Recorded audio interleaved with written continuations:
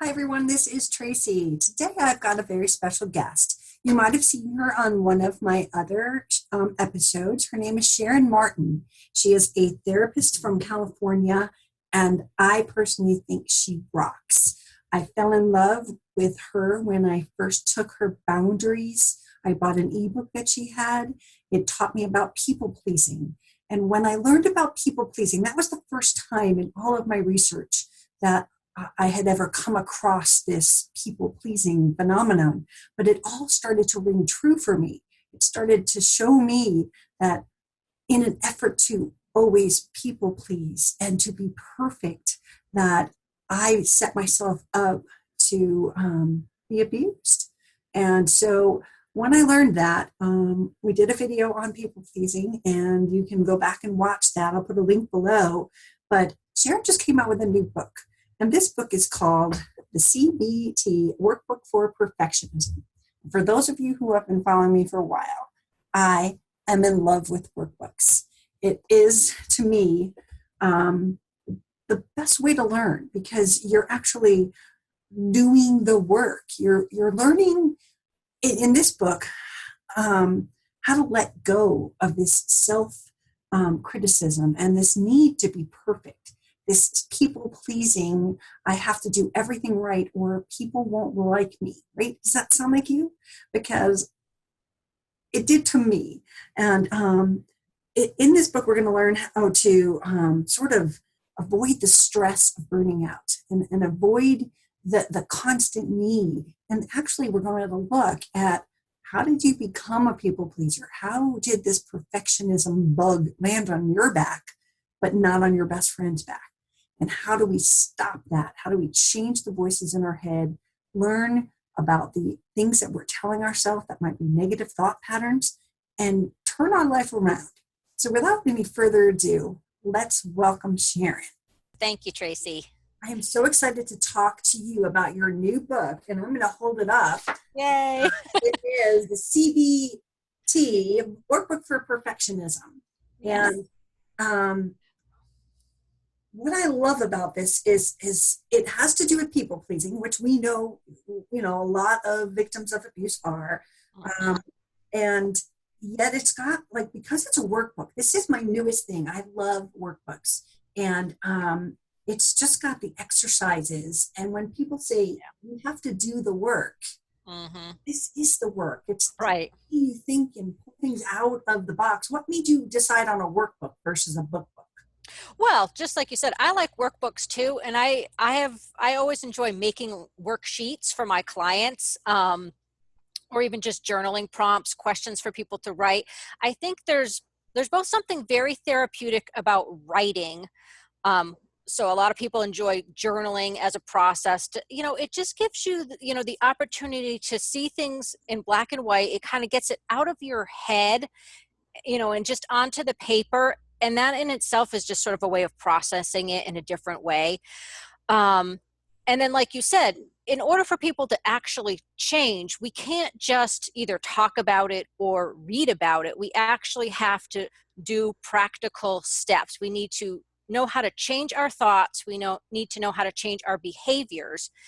And in order to do that, we need a guide. I think we need some structure that says, okay, here's how you practice that, rather than just sort of the general concept of how to do it.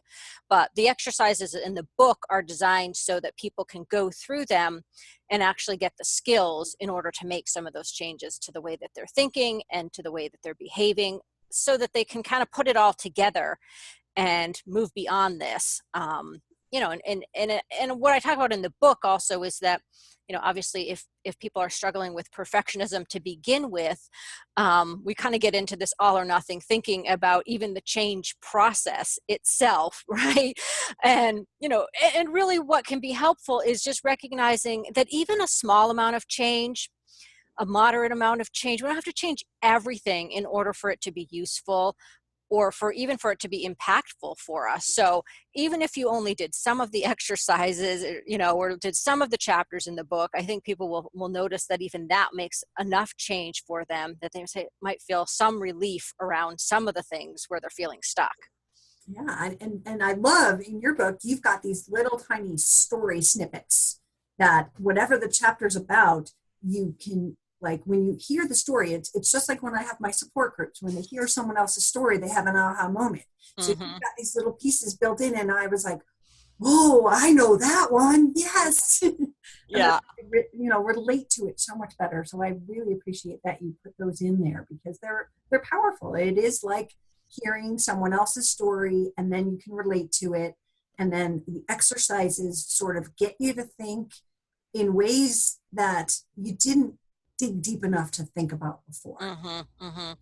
Yeah, and so in the book, I use a number of different like types of exercises. So the title of the book is the CBT Workbook for Perfection, in which CBT stands for Cognitive Behavioral Therapy, and that's kind of what I was talking about. That's the part that talks about the way that our thoughts affect our feelings, affect our behaviors, and they all kind of circle together, and we need to sort of intervene at different points in that cycle. But the book also uses a good amount of mindfulness exercises and self-compassion exercises as well, um, to sort of balance that out and also help us to learn how really to just be nicer to ourselves, to you know let ourselves off the hook. When you fall into that perfectionist thinking, so much of it is self-critical. Sometimes it's critical to other people too, right? Very demanding, um, overly unrealistically high expectations, for the way that you expect yourself to behave or other people to behave. So that's that self-critical piece that we need to intervene in that too, not just by changing the thoughts, but also like learning how to say nice things to ourselves, notice the things that we're doing right, and like I said, sort of balance that out so that it's not so negative all of the time. Right.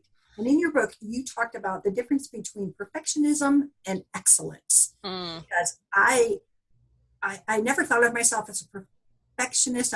I was striving for excellence. I hmm. wanted to be this. I wanted to be more Right. good. I wanted to, achieve. And that's different than perfectionism. What is the Yeah. difference between the two of them? Yeah, well, I think simply put, like you're saying, striving for excellence is a good thing. There's nothing wrong with wanting to do your best and wanting to, do a lot even and doing a good job on things. But the difference is like the perfectionism is, like over the top. It's like setting an expectation that is so high that there's really no way that you can meet it. It's unrealistic. It's this painfully high standard, to do something right all of the time, to never make mistakes, to be flawless, to be beyond anybody else. What's, like I said, what's realistic. And then the other piece that is part of the perfectionism that goes beyond excellence is also that you end up tying your self-worth to your achievements, right? So that it becomes that if I do not achieve, this extreme level of success or this extreme, standard of beauty or whatever it is we're talking about, or this extreme, being the perfect mother or whatever, then we feel like, we're failures, we're worthless. um, we're less than everybody else. We feel ashamed of ourselves. Like we really go into this very negative place because there's no acceptance for anything less than that unrealistically high standard. So we've set ourselves up, right, with the unrealistic standard, and then feeling so crummy when we can't meet it, because that was what we were basing our self-esteem on, right? Without some outward achievement, some accomplishment, some title, some award, some diploma, right? Something, then it's like, oh, right, yeah, then I'm not worth anything if I don't have those things, to prove to the world, to prove to myself, to prove to my parents, whoever, all of the above, right, that I am worthy. Right. And I know that in my marriage, I believe a combination of both my husband and I were perfectionists, and it centered for him in the arena of entertaining. Mm, Back to my roots in on the East Coast, it was always big show. And what was happening when we moved here to Colorado was we brought that standard from Connecticut, that standard of excellence and perfection in everything. Like, I mean, we would tie like like asparagus with scallions and bows. And we would entertain like that here.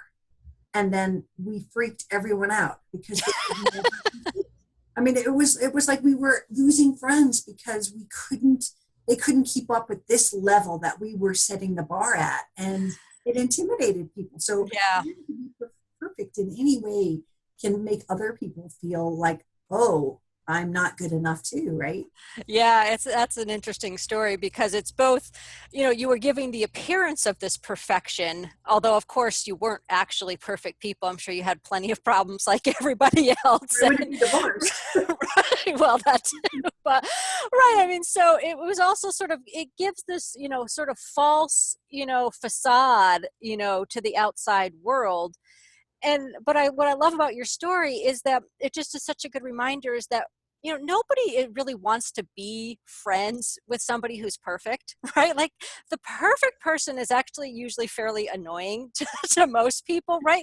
Because we can't relate, right? Because we are so aware of our own problems and what perceived inadequacies and failures, right? That then if I see you being a superstar with your asparagus over there, right? I end up feeling, lousy in comparison. And then that's hard for me to be friends with you and to really feel like I can relate to you on an interpersonal level because, you know, usually when we connect really strongly with people, it's not just because we have things in common or we enjoy the same activities. Usually the deep connection is when we talk about those vulnerabilities, right? We talk about the things that are hard, the failures, the struggles, the mistakes that we've made. Like that's where the real, sort of magic, connection happens. And so if you're, going around all the time acting as if you've got it all together and your life is perfect, that can actually be a turnoff for people because they don't know how to relate to that because like I said, we're all, feeling very imperfect. Right, exactly. And I know that perfectionism has like a whole bunch of different aspects to it because there's if you're not perfect, then you have self-criticism and you've got people pleasing and it starts to build up anger and resentment to Yeah. other people. And there's a factor of fear, right? Mhm. We're afraid that we're not going to be good enough. We're afraid that people won't like us. How does fear play into all of this? Yeah, I think the fear really underpins a lot of it because, again, if you sort of think about that part, that with part of perfectionism is really this need to prove yourself. Because there is this underlying belief that I am not as good as everybody else. I'm not worthy. I'm not as smart. I'm not as funny. I'm not as pretty, whatever. Fill in the adjective there, right? That is underneath that is the fear of not being good enough, right? It's the fear of rejection. It's the fear of criticism. It's the fear of failure. Sometimes it's even the fear of success, ironically. It's the fear of trying new things and them not working out, right? Because we're so invested in it looking perfect and showing the world just like the shiny outside of the package, right? None of the messy, inside part of it. So that's the part where we end up in this real place of fear that's kind of driving that perfectionist behavior.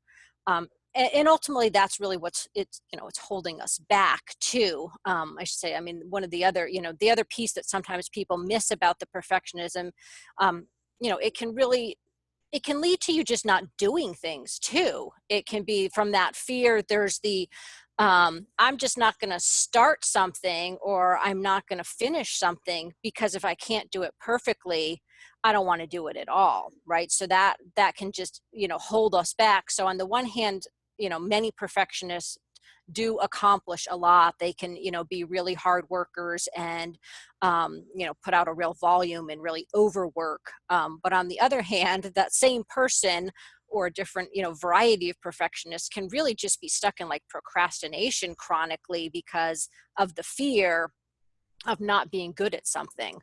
So they just don't do it, right? Because they don't want to have that proof that there's something wrong, there's some inadequacy, which again, that's not really true. Just because you we can't expect ourselves to be good at everything, especially if it's something new.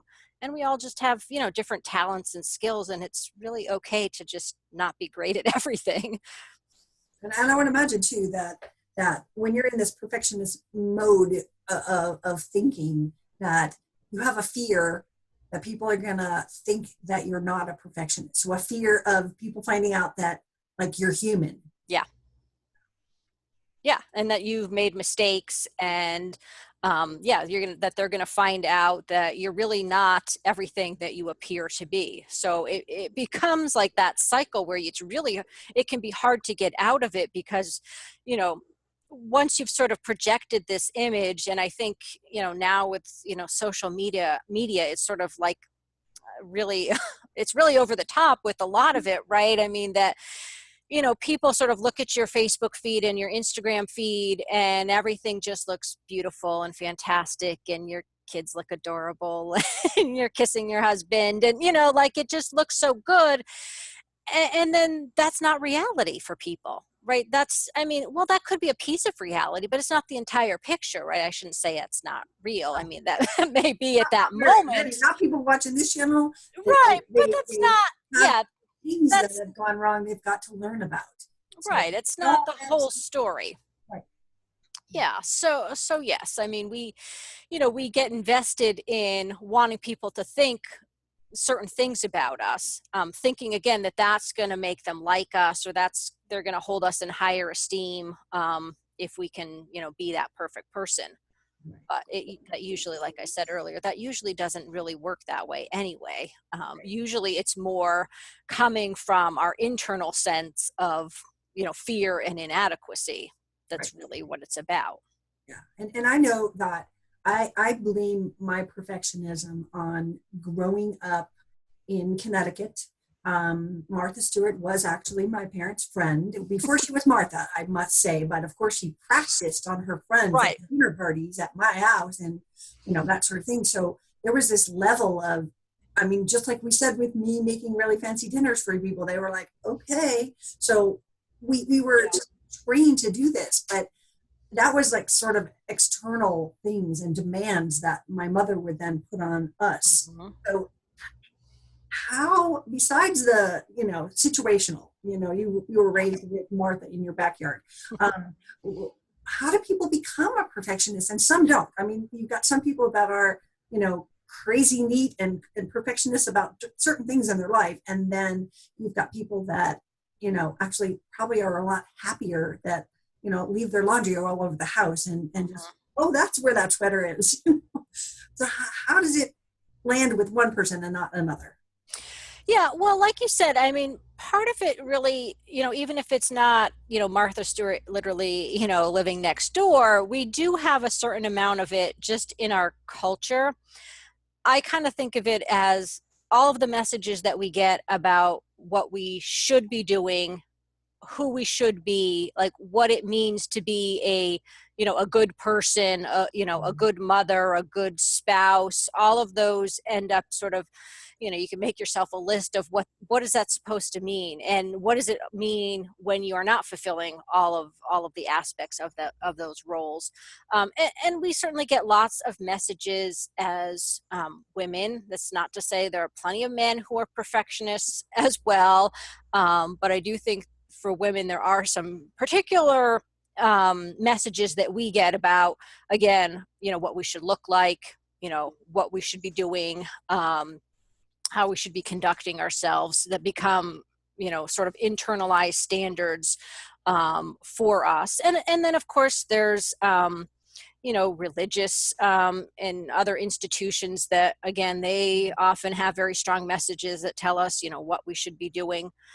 And then, like any other aspects of our personality, there are probably some innate parts of our personality that draw some people to be more perfectionistic than others.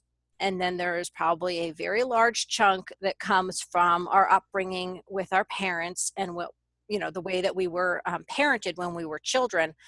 And there's a number of different ways that sort of that different parenting styles can result in perfectionism. So sometimes it's sort of straightforward, like if your parent was a perfectionist, that they are sort of indirectly or maybe directly teaching you that this is how you gain your worth. This is how you show that you're a worthwhile person, by being perfect, and they've really modeled that for you.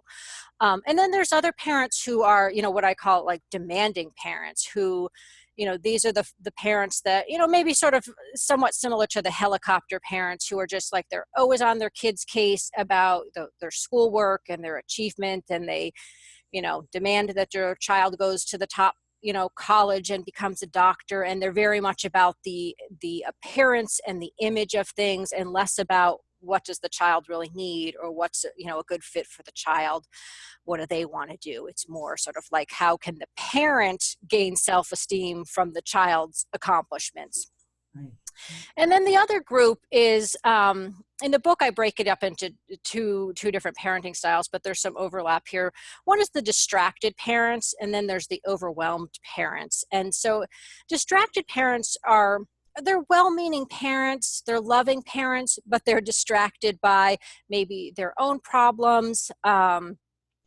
It could be another family member who's demanding a lot of attention, if they have a sick, parent they're caring for, just something else that's sort of drawing their attention away from the child. And for some kids, perfectionism becomes a way of trying to get their parents' attention, like being so good that their parents will finally notice them.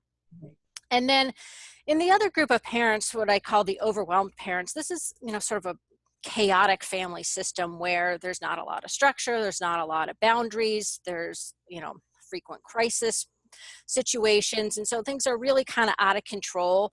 And that perfectionism becomes a way for you to feel like you have control. It's sort of, I'm going to control everything that I do, to the nth degree. And this sort of gives me this false sense of safety by trying to, micromanage myself, if you will. And again, sort of, I'm going to be so good, either that I'm going to be so good that I don't cause any more problems for my parents because I realize my parents already have their plate full. Or again, it might be, I'm going to be so good that maybe they'll finally, notice me and recognize me, because they're, pulled in so many other directions most of the time.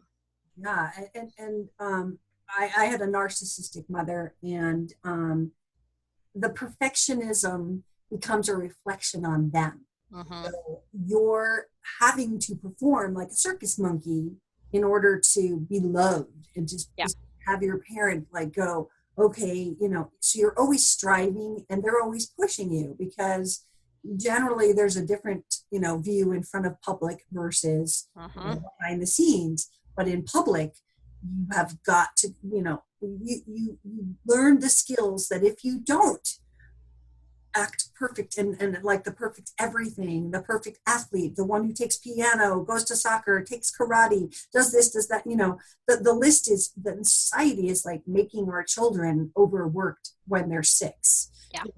But it's that I have to please my mother, and I have to be perfect or I won't be loved. Mm-hmm.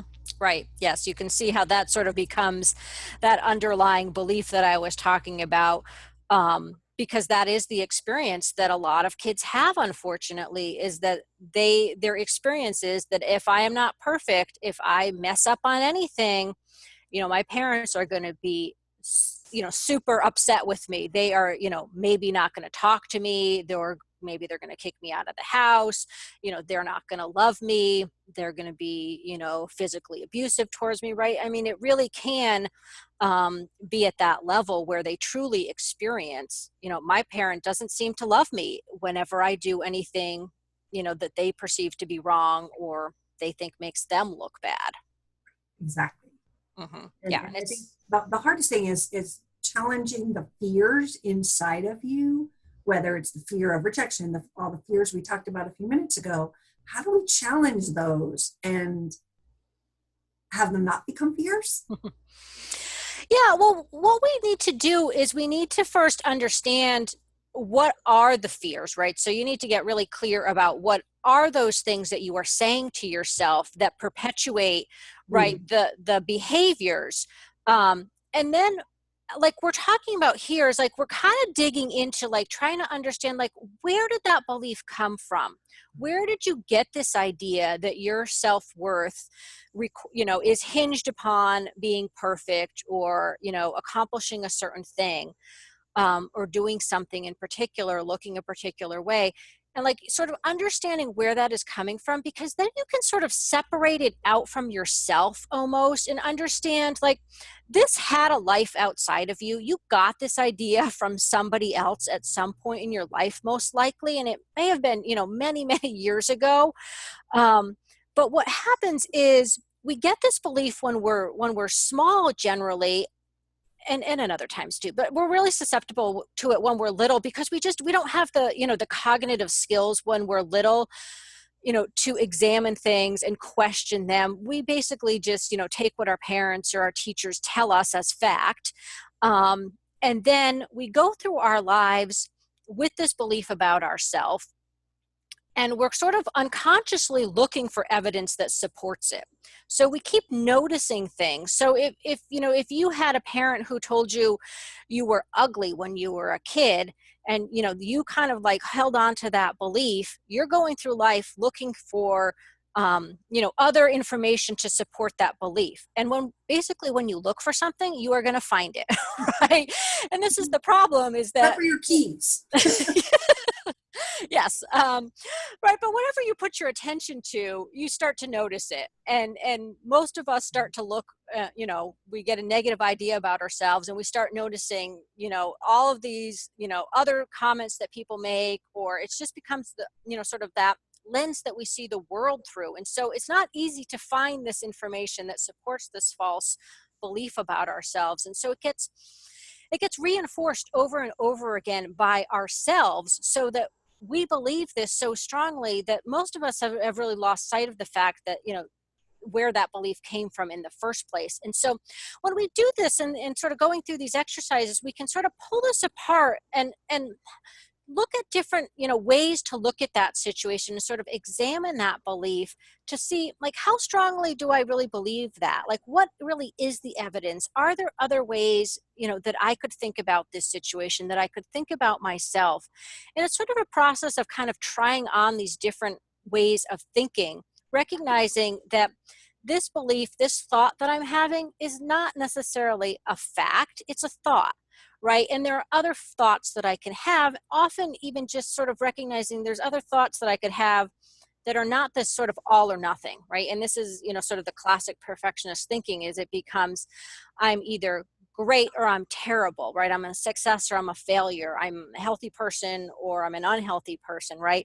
And there's all this space in between. And part of like, getting into changing these thoughts like you were talking about is sort of looking for that gray area and saying, okay, well, I don't necessarily have to view myself as ugly.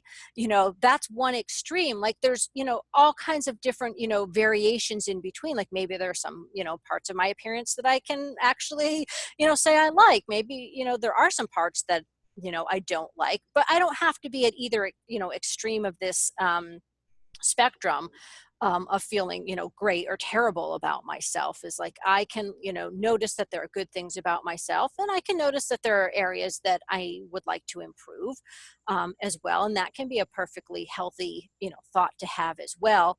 But it doesn't have to be like super critical all the time, because that doesn't actually help us to change in positive ways anyhow. That just makes us feel crummy about ourselves.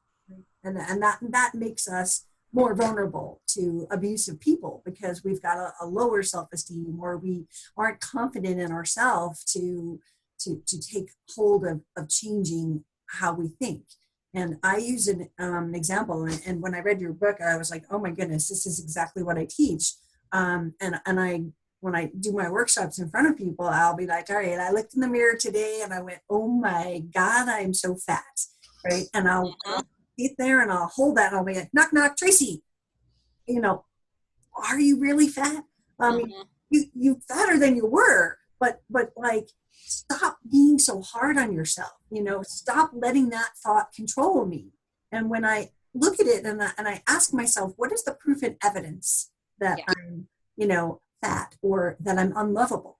I always use that one. Everyone who has been in an abusive relationship, automatically goes, I'm unlovable. No, you were with a really bad person and you need to improve your skills so they don't come back. Mhm. But when you look at, am I unlovable? The proof and evidence is, do you have friends? Do you bring chicken soup to someone, or has anyone ever brought you chicken soup? Then people love you. So, don't label yourself, don't hold on to that. And that's, I think, a big important part about healing is to look at this, look in the book, write down what it Yeah. is that that belief, and then go, where did it come from? What's the proof? Is there proof that I'm ugly or fat? Well, these are our own fears because it's been drilled into us Yeah. some other recording. So we have to let go of that and have self-compassion and go, I am what I am and I'm happy. Yeah, and I think part of it too is like that we can feel empowered to believe different things about ourselves or to feel differently about ourselves. Like in some of these things, you know, it almost to me sort of feels like a victim mindset in some ways to, to just sort of hold on to that negative belief that, somebody told you once upon a time, like you can choose to believe something different about yourself. You don't necessarily even have to believe it 100%, but even if you can believe it a little bit, you can start to let some of that in and say, like, I'm going to choose to believe I'm a lovable person. I'm going to choose to believe I'm an attractive person. And again, that doesn't have to mean I'm the most beautiful person in the whole wide world, right? But understanding like that you can choose to believe whatever you want about yourself. And sometimes even just having the thought and, starting to believe that actually can lead you to behave in ways that make you seem more attractive, right? Make you be more confident in the world, right? Which is a big part of actual attractiveness, and feeling lovable. I think you're going to then behave in ways, that are going to make you feel like people are more attracted, to you as a person. Rather than, kind of just digging into like, there's only one way I can see myself. Right. And the key to I'm unlovable is loving yourself Yeah. and saying, no, you're not, Tracy. Bad girl. Stop saying things like that. It's holding yourself accountable to what you would do for your best friend. Yeah. You Yeah. That's, never let your child or your best friend say that they were unlovable. So why are you letting yourself say that about yourself? well, and I think the other part is that when you think about loving other people, you're not expecting other people to be perfect, right? You're loving imperfect people and you're loving them despite their mistakes and, their flaws.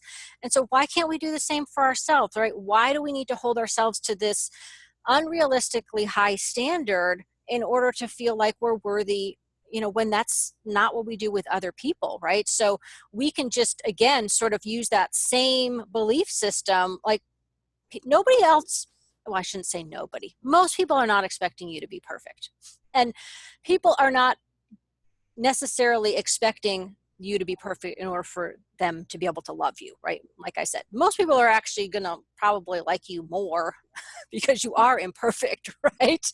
You know, All your warts, yeah. yeah, exactly, right? I mean, that's being human. Mhm. And sure, I mean, I can't promise you that if, you allow yourself to be, seen as an imperfect person, that everybody's going to like you. But that's not our goal in life either. Like we shouldn't be setting out to make everybody like us, because then we're really, again, we're just playing a part. We're not really being ourselves. And that, having people like you for something that you're not, actually, that doesn't feel authentic, and that doesn't feel meaningful either, right? The, sort of the best friendships and best relationships are the ones where you feel like you can be your whole self, right? You can let them know, every part of you, and that they're not going to judge you for it. And it all ties back to the perfectionism and giving yourself a break, and figuring out the core of where it came from and why am I believing that. And then when we do this work, we turn it around And all of a sudden, like, we don't have to be perfect to be loved. We don't have to be perfect, and we make healthier choices because we are this real whole person versus this person that is playing the part of a perfect person. Right. Yeah. And that's what we all want, is we want to be loved or liked for who we really are. That's what's meaningful to us, not to be, have people like us, but to feel like, well, that's just kind of like a phony self that they like that doesn't mean anything. Sorry, I'm going to try to turn myself so I don't have the sun I thought it was very glaring, angel. It glaring was like at us. the beam of light from the angel. The sun is starting to set is what's happening. Wow. Are you in California? Yeah. Okay. Because I'm like, we're already dark. So I thought, oh, yes. Yeah. So to round this up, let's just tell me something besides getting the book, which I encourage everyone to get, because we need to understand this and we need to heal these wounds. But one last parting gift. What would you say is your best advice for people who are struggling with this? Well, I think the best advice that I have for people is really to come from that place of self-compassion, and to be able to love yourself exactly as you are is probably the best gift that you can give yourself, really. And and I think oftentimes, so people sort of, they understand the concept of it, but they're not really sure how to put it into action.